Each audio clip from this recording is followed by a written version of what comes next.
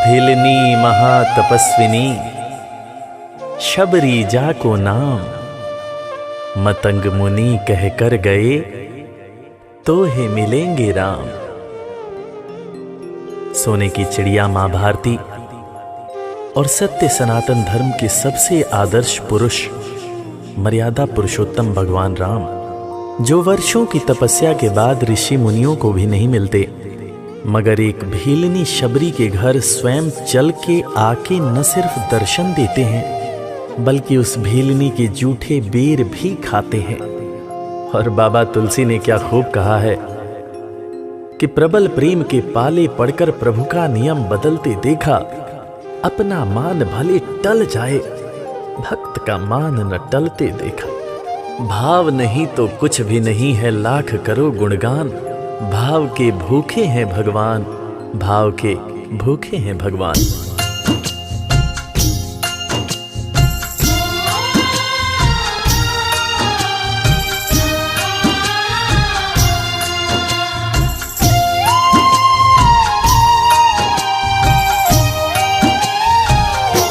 भाव के भूखे हैं भगवान, भाव के भूखे हैं भगवान, भाव के भूखे हैं भगवान, भाव के भूखे हैं भगवान।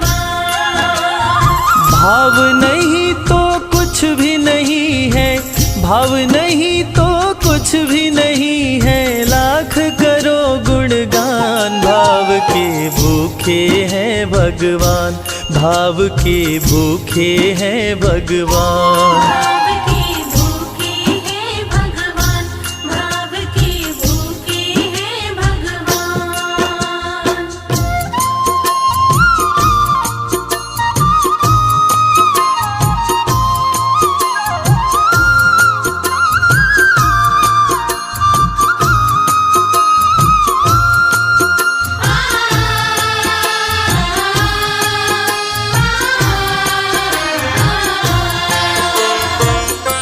एक थी शबरी भक्तन, न्योछावर करके तन मन, मतंग मुनि के संग में करती थी प्रभु का कीर्तन।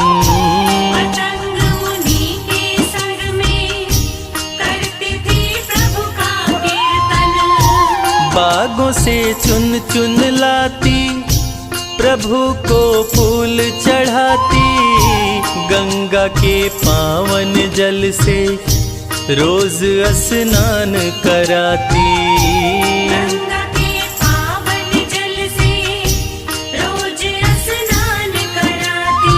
चरण धो के श्री राम का करती, चरण धो के श्री राम का करती, चरणामृत का पान। भाव के भूखे हैं भगवान, भाव के भूखे हैं भगवान, भाव के भूखे हैं भगवान, भाव के भूखे हैं भगवान।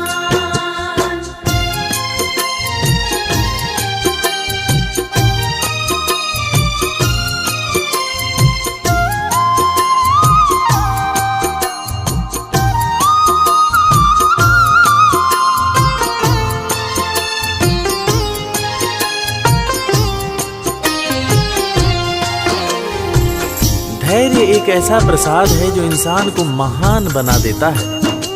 मतंग मुनि मां शबरी से कह गए कि शबरी तेरे दरवाजे राम जरूर आएंगे, और शबरी ने 10,000 साल तक प्रतीक्षा किया। शबरी को देखने वाले न सिर्फ उसे पागल कहते थे बल्कि कहते थे, ये कौन दिखात कुटी मां नारी ते उत जाती है मूद भरी, छिन भीतर बाहर होत छिना सुख सो नहीं बैठत एक घड़ी, यही के तन में कछु पीर भई ये वियोगिन मानस माहि जरी, अब जान पड़ी रघुनाथ के प्रेम की मूर्ति रूप ये है शबरी।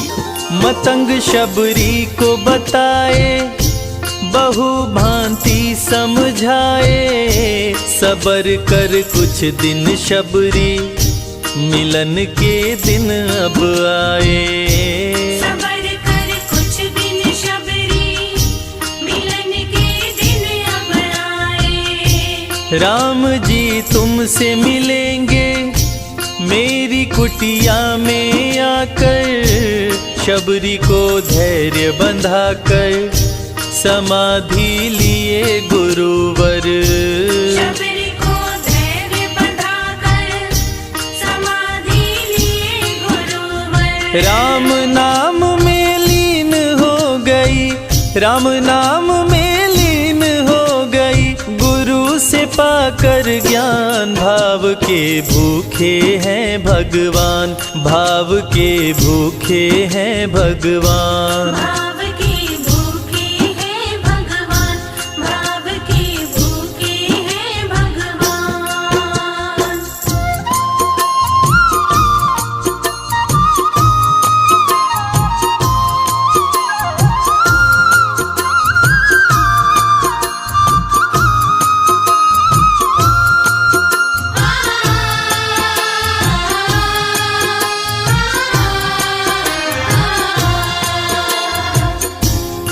माँ शबरी के गुरु महामुनि मतंग जब अपने नश्वर शरीर का त्याग कर रहे थे, तब माँ शबरी ने उनसे पूछा, हे गुरुवर, मुझे मेरे राम कहाँ मिलेंगे? इस पर महामुनि मतंग ने शबरी को जवाब दिया कि शबरी, अरे दुनिया राम को ढूंढती है, मगर तू तो ऐसी खुशनसीब है कि तेरे दरवाजे राम स्वयं चलकर आएंगे। माँ शबरी को अपने गुरु की बातों पर अटूट विश्वास हो गया। माँ शबरी हर रोज राहों पर फूल बिछाती थी, चुन चुन कर मीठे बेर चख चख कर इकट्ठा करती थी, ताकि मेरे प्रभु श्री राम जब आएंगे तो बड़े प्यार से इसका भोग लगाएंगे। राहों पर फूल भी बड़ी सावधानी से शबरी माँ बिछाती थी। शबरी माँ सोचती थी कि मेरे गुरुवर कह के गए हैं कि मेरे घर मेरे राम जरूर आएंगे।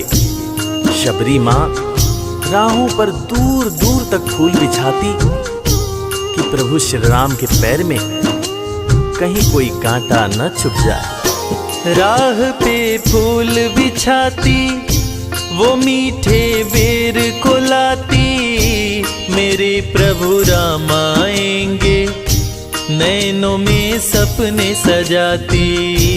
मेरे प्रभु राम आएंगे, नैनों में सपने सजाती। राम से प्रीत लगा के वो निश दिन राम पुकारे, उमरिया बीती जाए रे कि अखियां पंथ निहारे। उमरिया बीती जाए रे कि अखियां पंथ निहारे। जर्जर हो गई काया फिर भी, जर्जर हो गई काया फिर भी, बसे राम में प्राण। भाव के भूखे हैं भगवान, भाव के भूखे हैं भगवान। भाव के भूखे हैं भगवान, भाव के भूखे हैं भगवान।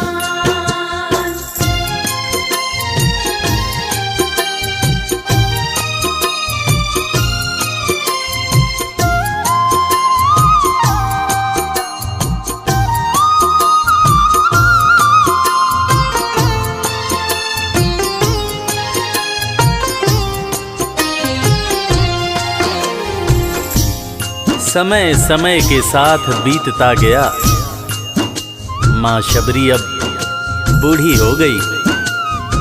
माँ शबरी की उम्र जैसे जैसे बढ़ती गई, प्रभु श्री राम के प्रति उसका प्यार और भी ज्यादा गहरा होता गया। माँ शबरी जो इस जन्म में तो भीलनी हुई थी, मगर अपने पूर्व जन्म में वो एक बहुत बड़े राजा की रानी थी। प्रयागराज, जहां पर कुंभ का मेला लगता है, एक बार वो अपने राजा के साथ उसी कुंभ के मेले को देखने पहुंची। अपने पूर्व जन्म में भी मां शबरी को प्रभु श्री राम से उतना ही ज्यादा प्यार था। उस वक्त रानी ने अपने पति से ये इच्छा जताई कि मैं बाहर जाकर संत महात्माओं के साथ भजन कीर्तन करूंगी, जिस पर उसके राजा पति ने ये कहकर मना कर दिया कि एक महारानी को इस तरह के छोटे लोगों के साथ बैठना शोभा नहीं देता। ये बात महारानी के हृदय में चुभ गई। महारानी ने गंगा के पानी में जाकर अपने प्राण त्याग दिए और ईश्वर से कहा, हे मेरे प्रभु, हे मेरे राम, इस जन्म में तो आपने मुझे बहुत खूबसूरत बनाया है, अगले जन्म में चाहे मुझे कुरूप बना देना। इस जन्म में आपने मुझे उच्च कुल में जन्म दिया है, अगले जन्म में चाहे तो मुझे भीलनी बना देना।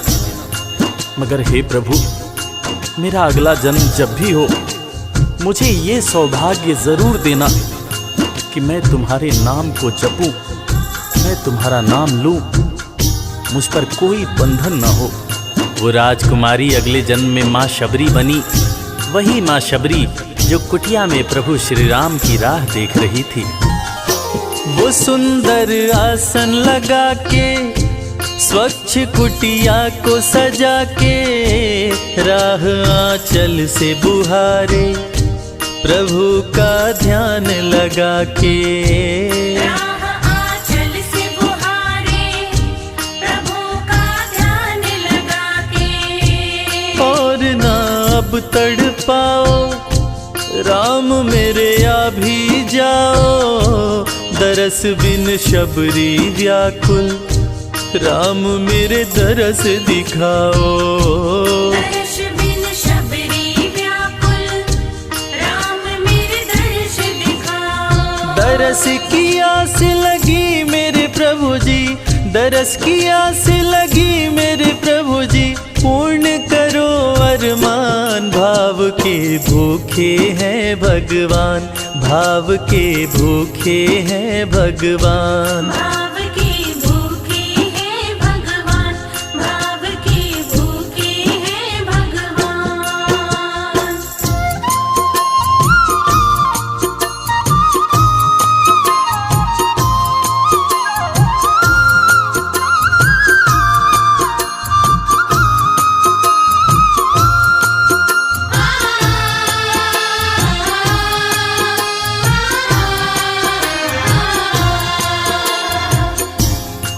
अजगर करे न चाकरी, पंछी करे न काम, दास मलूका कह गए सबके दाता राम। और हम सबके परम पूज्य बाबा तुलसीदास ने रामचरितमानस में भी कहा है, राम से बड़ा राम का नाम। और यही काम माता शबरी दिन रात कर रही थी। बस वो एक ही बात बार बार बोले जा रही थी कि मेरे राम आएंगे, मेरे राम आएंगे। वो हर वक्त हे राम बोलती रहती थी। प्रभु श्री राम जब अपने भाई लखन के साथ माता सीता की खोज में वन में दर दर भटक रहे थे, तो उनके कानों में ये आवाज गूंजी। उन्होंने अपने भाई लखन से कहा, प्रिय अनुज, ध्यान से सुनो। मेरी एक माता है जो वर्षों से मेरी प्रतीक्षा कर रही है। मैं भी अपने माता को देखने के लिए बहुत व्याकुल हो रहा हूं। चलो अनुज, माता शबरी की कुटिया में चलते हैं। प्रभु श्री राम माता शबरी की कुटिया में आते हैं। माता शबरी की नजर जब प्रभु श्री राम के ऊपर पड़ती है तो माता की आंखों से खुशियों के आंसू धारा प्रवाह बहने लगते हैं। माता शबरी रो रो के कहने लगती है, मेरे राम आप आ गए, मेरे राम आप आ गए। आंसू भरी आंखों से मां शबरी प्रभु श्री राम और वीर लखन को देखे जा रही थी। दोनों हाथों को जोड़कर दौड़े दौड़े माँ शबरी ने प्रभु श्री राम के पैर पकड़ लिए और कहने लगी, मेरे राम, मैं तो 2 जन्मों से आपकी प्रतीक्षा कर रही थी। लोग मुझे पागल बुला रहे थे। मेरे गुरुदेव ने मुझसे कहा था कि शबरी, राम लक्ष्मण के साथ एक दिन तेरी कुटिया में जरूर आएंगे, जरूर आएंगे। राम संग लखन को आते देखी प्रभु को मुस्काते, प्रभु के पास में आई कुटिया से दौड़ लगाते। प्रभु के पास में आई कुटिया से दौड़ लगाते। राम से मिलन हुआ जब तो शबरी सुध बुध खो गई, प्रभु के पाँव पकड़ के भाव में विह्वल हो गई। प्रभु के पाँव पकड़ के भाव में विह्वल हो गई। खुशी के आंसुओं से पग धोए, खुशी के आंसुओं से पग धोए, भक्त न शबरी समान, भाव के भूखे हैं भगवान, भाव के भूखे हैं भगवान। भाव के भूखे हैं भगवान, भाव के भूखे हैं भगवान।